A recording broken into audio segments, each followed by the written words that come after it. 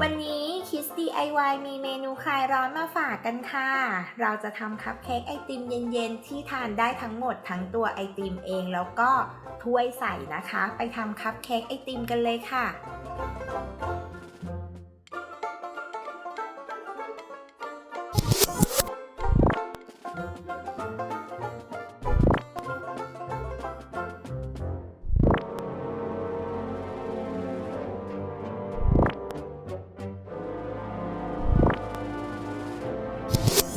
เราจะเริ่มที่ละลายช็อกโกแลตแล้วไวท์ช็อกโกแลตกันก่อนนะคะ หลังจากนั้นก็ตักใส่ถ้วยคัพเค้ก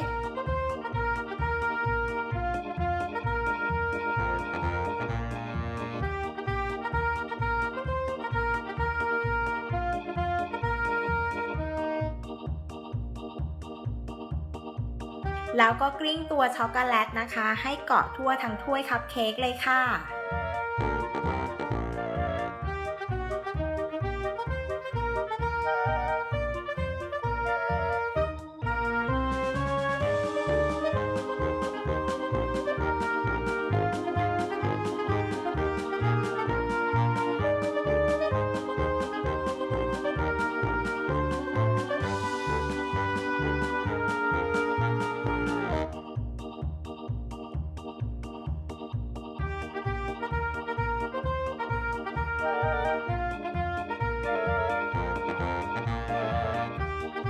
เสร็จแล้วก็นำไปแช่ตู้เย็นจนเซ็ตตัวดี พอช็อกโกแลตแล้วก็ไวท์ช็อกโกแลตถ้วยของเราเซ็ตตัวดีแล้วนะคะ ก็แกะออกจากพิมพ์ได้เลย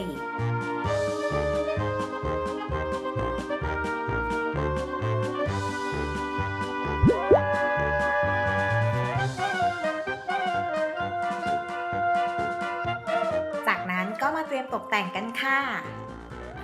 ใครที่ชอบท็อปปิ้งอะไรนะคะ ใส่ลงไปตกแต่งให้เต็มที่ได้เลยค่ะ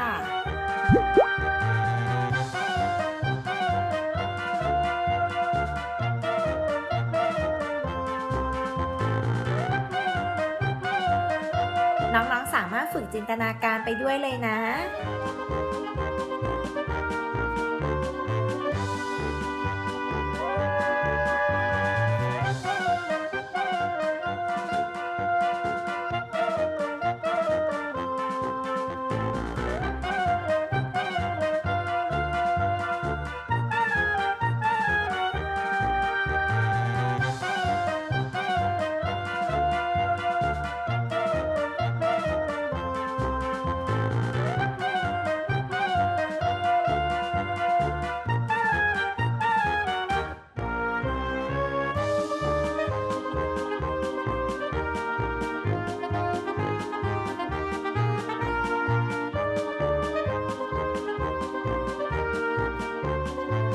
เรียบร้อยแล้วค่ะคัพเค้กที่เราทานได้ทั้งหมดนะคะตั้งแต่ขนมตกแต่งไอศกรีมแล้วก็ถ้วยใส่นะคะ